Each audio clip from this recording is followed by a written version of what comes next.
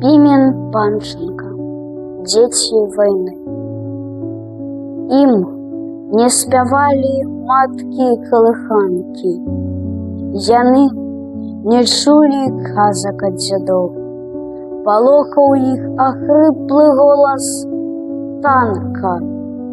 Трывожыў іх журботны ёнк удоў. Яны не плакалі бессоннымі начамі, калі ад бомбаў неслі іх у склеп. І словы першыя, якім іх навучылі, былі пра немцаў, пра вайну і хлеб.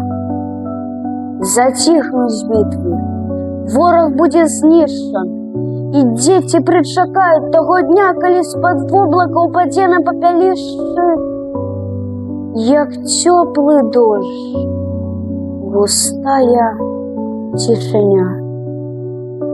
Нясмела з хат яны ў поле выйдуць, каб першы раз спакойна ў жыцці палюбавацца родным краявідам, паслухаць звон рачулкі ў трысці. Пі пах лугоў, красой гаёў любуйся, і ўсё ж іх сэрцы задрыжаць не раз. Ім здасца самалётам першы бусін, пажарам здасца першая зара. Лагодны гром за дальнюю дубровай напомніць ім пра жах бамбардзіровак. І часта у чыстыя іх сны урывацца будуць галасы вайны.